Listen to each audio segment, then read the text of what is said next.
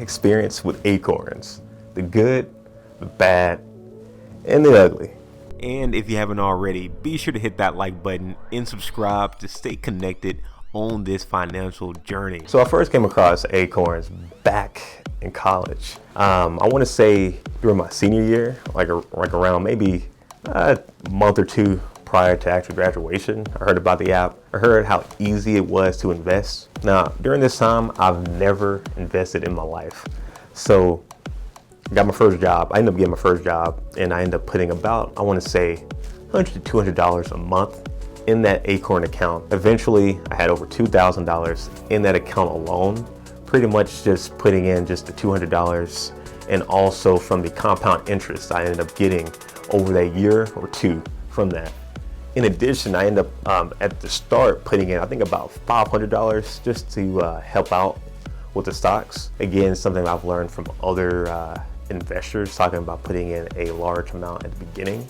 So for me, during that time, $500 was a lot.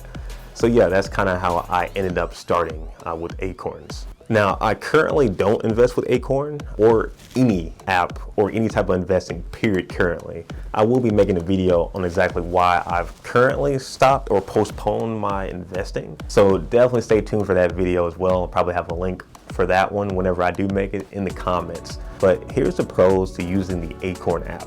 Now, the big thing about the Acorns app compared to a lot of other, investing, at least during that time period of when I started with Acorns, is the easiness. You can pretty much just invest with just a few clicks, which is great for people like myself who just graduated from college, but also for people who are still in college, still in high school, or people who are just not vested in the financial world or vested in the investment world. The second pro of Acorns, especially for beginners, is that you buy stock in ETFs versus buying individual stocks. And the definition of an ETF is an exchange traded fund is a type of investment fund, an exchange traded product, i.e. they are traded on stock exchanges. ETFs are similar in many ways to mutual funds, except that ETFs are bought and sold throughout the day on stock exchanges. So yeah, that's the Google pretty much definition of ETFs. That should pretty much get you up to speed on exactly what an ETF is. If you do want to know more info about ETFs, you can definitely Google that as well. I'll probably have some links to a good breakdown by breakdown so you guys can get a better understanding of what an ETF is. Now, the third one, kind of going along with the simplicity of the Acorns app, is the ability to invest pretty simple. And with that, there's pretty much 5 different portfolios, and we'll go ahead and go over each of those portfolios that you can invest in within the app. Okay, so first off, it's the conservative portfolio. The conservative portfolio is a portfolio that's most appropriate for those with short time horizons, close to retirement, or low tolerance for risk. This portfolio is weighted towards fixed income. And as you can see here, it pretty much has everything in an equal manner. Your ultra short-term government bonds are 20%, your corporate bonds 20%, your government bonds 20%, and et cetera, et cetera. The second portfolio you can invest in is this one here, the moderately conservative portfolio. This portfolio is most appropriate for those with short time horizons, close to retirement, or again, low tolerance to risk. This portfolio has more equity exposure than the conservative portfolio. So people who want just a slightly more risk compared to the conservative. And as you can see here in the breakdown, we have the medium company stocks at 4%, short-term US bonds 18%, large company stocks 24%. And our biggest one is the US aggregate bond at 42%. Thirdly, we have the moderate portfolio. The moderate portfolio is most appropriate for those with medium time horizons and moderate risk tolerance. This portfolio is balanced between equity and fixed income. And as you can see down by the breakdowns, our big ones is the large company stocks at 35%, the US aggregate bonds at 28%, and the international company stocks at 18%. And then for our fourth portfolio, we have the moderately aggressive. Now we're kind of getting more to my type of investing, or at least my type of investing back in the day. This one is most appropriate for those with longer time horizons, young in age, and a higher risk tolerance.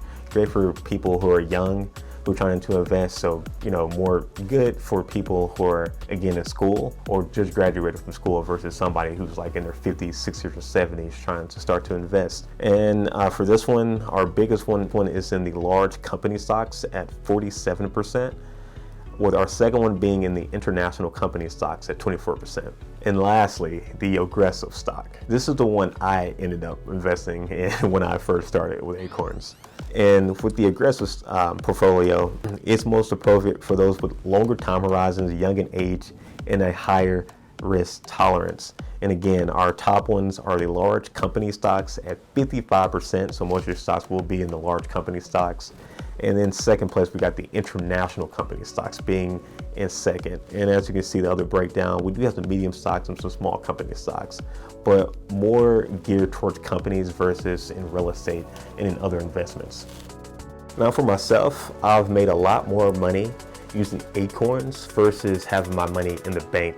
Acorns, I forgot the exact percentage or the exact average percentage you would get in returns from those, but from my experience, at least on the aggressive portfolio, I have had a higher compound interest versus having my money in the bank. So if you're a person like myself and your bank doesn't necessarily give you a high return rate in your compound interest, you can definitely look at Acorns for a possible way to make even more money in a more safer environment versus buying individual stocks. Another benefit of Acorns is that you're able to set it up for automatic withdrawals. So you can have it taken out daily, like $5 a day. You can have it taken out $200 a month. And on top of that, a cool thing I liked about Acorns is that you're able to automatically use your spare change to invest. So let's say you went to the store, bought yourself some soda, right? That soda was like 84 cents.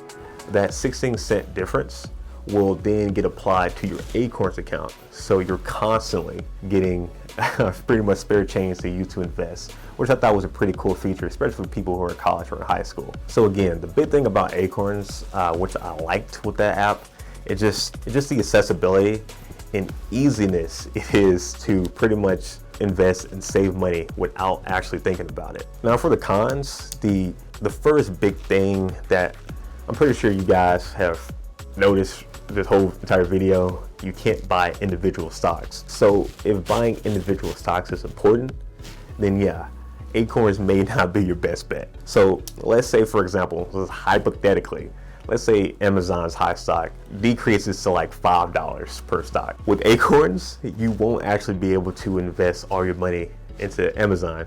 Now, with one of those ETFs, you may be able to buy partially into Amazon, but you won't be able to spend specifically for Amazon, which can definitely be a big thing for people who do prefer that manualness versus just buying a group. Now, for Acorns, it does cost $1 a month, and I believe once you get to a certain threshold, they'll start taking a percentage.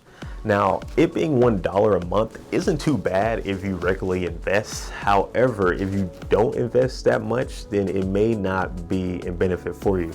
So let's say let's say maybe you invested $1 that month, okay? And if it costs $1, then you've made $0. So it probably would have been better not to even use Acorns. So if you do plan on regularly investing, then yeah, that dollar can, that $1 a month definitely won't hurt. But yeah, I definitely recommend you only using Acorns if you actually plan on actually using it monthly as opposed to once a year. A third thing that's, I guess you could say, is a con, again, kind of going back to the first point, is not that many investment options. Outside of just the 5 portfolios that we just went over earlier in the video, there's pretty much no other investment ways to invest in the app. Now, this is good for like beginners, because again, if you're a beginner investor, you want something easy, and you don't want to actually be losing all your money trying to invest starting out. So if you're a beginner, I definitely recommend Acorns. However, if you're not a beginner, if you're more of a rigorous or more of a moderate investor already, I would recommend more stocks that you can actually buy individual stocks in, such as Stash. And I probably will have my Stash link in the description box as well. So if you do want to join Stash, you can go ahead and hit the affiliate link, and both you and I believe will get $20. So definitely check out that app. I probably will end up doing a Stash video as well on the pros and cons from my usage of it. So yeah guys, in closing, that's my pros and cons of the Acorns app. It definitely has a lot going for it for beginners, but for people who are used to investing, I may not end up getting that app in your case. But yeah, if you're brand new, if you're in school especially, or you're a person who's super busy but still want your money to work for you and still make even more money compared to just having your money in the bank and relying on the bank's compound interest, Acorns may be for you. I will have my affiliate link as well for my Acorns. I think if you also join Acorns through the link, we'll both get $5. So that's a free $5 you can use for 5 months, or you can use that towards an investment in one of the 5 portfolios. Now, earlier I did talk about why I'm not investing anymore, and I will be making a video on exactly the reason why I'm personally not investing. If you do have all your debts paid and all your funds and everything is in order, go ahead and start investing. However, if you do have a lot of debt, especially credit card with high interest, I would definitely try tackling that first, but definitely be on the lookout for that video. Anyway guys, if you do want to go ahead and get your brain ready for that money making mindset, definitely also look in the description box to check out my free audio course on getting your brain ready to make some money. And if you haven't also already, be sure to hit that like button and subscribe, and I will see you guys in the next video. Peace.